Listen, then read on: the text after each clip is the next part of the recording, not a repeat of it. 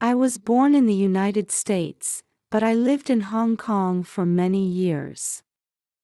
My business in Asia was a huge success, and I became quite wealthy after 20 years. I decided to visit my home in New York on my way from Hong Kong to New York. I stayed 1 week in California, where I had a friend who lived in the city of San Francisco. His name was Mun Dampier, and he had been my friend for many years. We had written many letters to each other, but recently I hadn't heard from Mun Dampier in a while. He'd never had a job, but his father had given him a little money, so he'd never needed to work. Dampier was a superstitious man. He believed that luck or magic could make things happen in his life. He spent most of his time reading strange books. Most of them were about occult philosophy. I called them books about magic. As soon as I arrived in San Francisco, I sent a message to Dampier's house. The message said, "I am staying in San Francisco." Dampier was kind enough to let me stay with him for 3 days. He sent a servant to my hotel with a reply that read, "Come to my house at once, my dear friend. You'll remember the house, I'm sure. It was my father's home. I live in a tower at one end of the house. You don't have to ring the bell or knock on the door. I'll tell the servants to go to bed, and I'll leave the front door of. The tower is open, so come on up the stairs. I'll be waiting for you. Please come soon." I rode in a cab to Dampier's house that evening. The weather was stormy, with a strong wind blowing and cold rain falling. I had forgotten that California is cold and wet in winter. I only remembered the sunshine, not the wind and rain. Music. Dampier's house was near the Pacific Ocean. It was an ugly 2-story building made of bricks. There was a tower at one end of the house was surrounded by a garden of many trees and beautiful plants. But now it was winter, and there were no leaves on the trees or flowers on the plants. The driver stopped his cab near the tower. Although the front door was only 5 yards away, I became soaked with rain as soon as I stepped out of the cab. I ran to the door of the tower and turned the handle. The door was unlocked, so I opened it. There was just one small lamp burning on the stairway, but it didn't light up the whole staircase. The hall was full of shadows, so I couldn't see clearly. I climbed the stairs slowly, touching the wall with my fingers at the top. There was another door, which I opened and went into a room lit by another small lamp. Dampier came forward, held my hand, and shook it. He was wearing a long silk coat and soft leather slippers on his feet. His clothes were old-fashioned and strange. We looked at each other, and I was shocked. I hadn't seen Dampier before. My friend has changed a lot over the years. He used to be a handsome man, but now his hair is gray and his face is very pale. There are many lines around his eyes and mouth. Dampier looked like a thin old man, but he was not older than 50. His large and bright eyes shone strangely in the shadowy room. "Welcome, my friend. Please sit down," he said. Dia offered me some wine and a cigar, and we talked a little.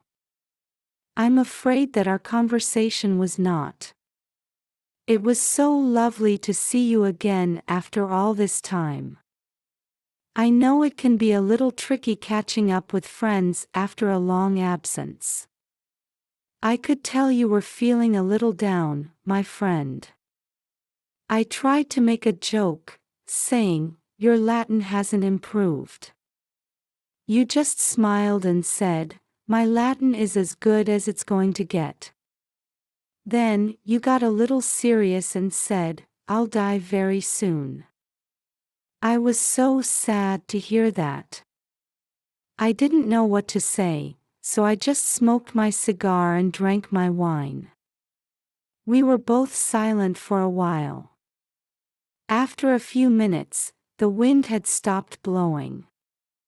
I suddenly felt like leaving the house. I heard a strange noise, tap tap tap, which seemed to be coming from one wall of the tower. It was not a loud or quick knock, but more like someone sending a signal or a message. Dampier had forgotten me. He was staring at the wall, with a strange expression on his face. My friend looked excited. His eyes were bright and shining, and I was so confused. What should I do? Should I go or stay? I stood up and saw that you were very tired. I said, I'll leave. May I visit you tomorrow? Dampier turned his head and looked at me. Please stay, he said. There's no problem. Nobody is there. He walked to a small window and opened it. I hadn't noticed the window earlier. Look, he said, and I walked across the room and looked out of the window. I could see nothing except the light of a street lamp and rain falling. No one was standing outside. There was no one near the wall of the tower. Please don't leave me, he said. Dampier, I must tell you a story. You're the only man that I can tell it to. Will you listen to my story? I didn't want to upset my old friend, so I said, I'll stay and listen. Dampier poured me another drink and offered me another cigar. Then he began to tell his story. I didn't move into this house until my father died. Dampier said that was 10 years ago, when I was about 40 years old. When my father died, I got his business, his property, and his money before his death. I lived in a large apartment building on Rincon Hill. Maybe you know it. You should know that the area of San Francisco known as Rincon Hill was once a very fashionable place, but it's since fallen on hard times. The owner of the apartment building rented out many of its small rooms, and the walls of the rooms were thin, so you could almost put your hand through them. I was lucky to find a place there. The rent was cheap, and I had a large room in the building. No one visited me, and no one bothered me. I could study my books quietly. I lived happily on Rincon Hill for many years. As I was leaving the apartment, I saw a young girl walking down the street. It was a warm day in June, and she was wearing a white dress and a straw hat with brightly colored flowers and ribbons around the brim. Then I saw the girl's face. It's difficult to find words to describe it. Her face was strange and beautiful. I had never seen such a beautiful face before. Without thinking, I lifted my hat and bowed. She looked at me with shining brown eyes. I didn't speak, but I knew she was happy to see me. She didn't smile, but she went into the house and shut the door. I stood and stared at the closed door, wondering if I'd see her again, if I should speak to her, and if she'd speak to me. Maybe you think these are the thoughts of a much younger man, and maybe you're right. But these feelings were new to me. I'd never been in love before. I'd spent too many years with books and too little time. I believe that you're my only friend, and I'm so happy we're friends. I don't think I'll ever feel foolish when I talk to you. Dampo stopped speaking for a few moments, then he went on with his story. The next day, I waited in my apartment for many hours. I stared out of the window and watched the street, but the girl didn't come out of the building. I didn't know her name, so I couldn't ask anyone about her. That night, I couldn't sleep. The next morning, I sat by the window again and waited. Then, suddenly, she came out of the apartment building. I went out too, but when I reached the street, she had disappeared. I didn't see where she had gone, so I walked around the neighborhood. At last, I saw her in a narrow street. We smiled at each other, and I could tell she recognized me. I'm sure of that. From that time on, I often went out when the girl went out. She always wore the straw hat with the brightly colored flowers and ribbons on. I didn't follow her. I simply walked around the neighborhood and hoped to see her again. At last, I went to the landlady of the apartment, who is the girl with the pretty face and the straw hat. I asked her, "Is she your niece?" The landlady replied, "Oh, she's a servant in this house. She lives here because her parents are dead. She works for me. She cooks and cleans the building. I also sent her to buy our food. She lives at the top of the. Her room is next to yours, but at the top of the other staircase." Oh, my friend.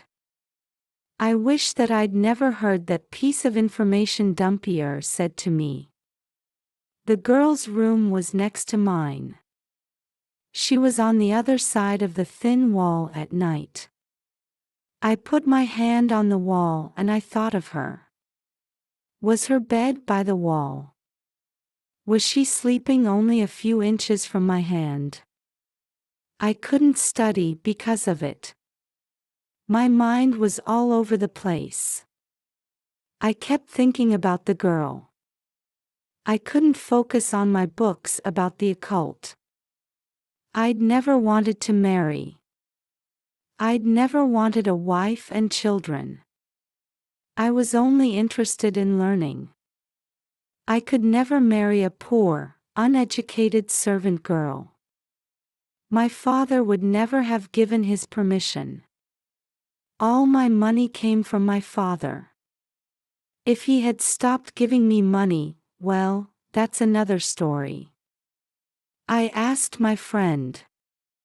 She looked at me sadly. I stopped waiting for her. I stopped watching her. I only studied. I spent all my time reading my books, but one hot night I couldn't sleep. Thoughts were racing around and around in my mind. I thought again and again about the beautiful girl I wanted to be with. She was only on the other side of the wall. I tapped on the wall. I tapped very gently 3 times, tap tap tap. I tapped again, tap tap tap. Then I felt foolish. I was behaving like a boy who was in love for the first time. I got out. I got out of bed and started reading my books. I was reading a strange book called Occult Philosophy by Necromantia. You might call it a book of magic and superstition. In his book, Necromantia describes how to be a fortune teller. He also wrote about strange and terrible things that happen 3 times when these things happen. When that happens, death would come. Necromantia called this a fatal triad. I believe that a fatal triad has happened to me. That's why I asked what happened while I was alone reading that strange book by Necromantia. He said, Dampier, I heard a sound. It was a soft tapping sound. It came from beyond the wall. It was the answer to my own signal, tap, tap, tap. I knew that the pretty servant girl was sending a message to me. She wanted me to come to her. I ran to the wall and tapped my signal again, tap, tap, tap. But after that, there was silence. She didn't reply to any of my other signals. I listened for many hours, but I heard nothing. Many days passed without word from her. I looked for the girl, but I never saw her again. I tried to forget her, but I couldn't. Then one evening I went to bed early because I was very tired. In the middle of the night, I awoke suddenly. I heard a soft sound. I opened my eyes and sat up. I heard a soft tapping on the wall beside the bed. In a few moments, it was repeated, tap, tap, tap. I was going to reply to the signal, but then I stopped. The girl hadn't replied to my last messages. I would not reply to her now. Dampier drank a little wine and then continued. I lay in bed listening. He said, but I didn't reply. At last, I must have slept. When I awoke, it was late, and I felt tired. I needed some fresh air, so I left my apartment. The landlady was outside my door. Oh, Mr. Dampier, she said, her voice full of concern. Have you heard the terrible news? My heart began to beat quickly, and I could feel my voice shaking as I answered, What news? My poor niece was sick for a week, the landlady replied. I've seen you watching her, and I've seen you looking at her room. Didn't you know she was ill? I was taken aback. I'm sorry, I said. I didn't know what to do. I've been looking at her, but I've never spoken to her. My mind was always full of thoughts of my books and thoughts of her. I couldn't stop thinking about her. How much time had passed since I had seen the girl? A few days. A week? I couldn't remember. And how is your niece now? I asked the landlady. I'm sorry, sir, the landlady replied. She was very ill last night, and I took care of her. The poor girl made only one request. She wanted her bed to be moved. She wanted her bed to be beside the wall, next to your room, so we moved her bed. This made her feel happier. A poor thing. Then she touched the wall and smiled. A few hours later, she died. The expression on Dampier's face was terrible. There were tears in his eyes as he continued his story. When I heard this news, I was so sad. My friend said, I didn't know what to say. What had I done? I had sent my thoughts to the girl, and she had answered. I had not called out in words I had used. I had used some words that were a bit out of the ordinary. I guess you could say I was using occult philosophy magic to send her a message. Dampier was silent for a few minutes, then he went on. A few days later, I heard the sad news about my father. I left the apartment on Ranong Hill and came to his house. This house has been my home since then. I've been waiting here in this tower for 10 years. I've been waiting for a visitor I wasn't expecting to see. I'm so happy to see you. I'm not sure if you knew, but my visit wasn't a surprise. Necromantia tells us that signs are repeated 3 times, so I'm wondering if my story has happened because of a fatal triad. I heard the tapping twice before the first time I tried to find the person who made the noise. The second time, many signals were sent to me, but I didn't reply. Now you've heard the tapping too, which was the 3rd time the fatal triad happened. The story is over. I stood up and shook Dampier's hand. My friend knew that I understood his sadness and pain. He pressed my hand with his fingers and smiled. I said good night, because there was nothing more to say. The next morning, a servant came from Dampier's house. He brought a sad message for me. My friend Mun Dampier had died in the night. The voiceover in this video is given by English. Please don't copy or re-upload this video. Thank you.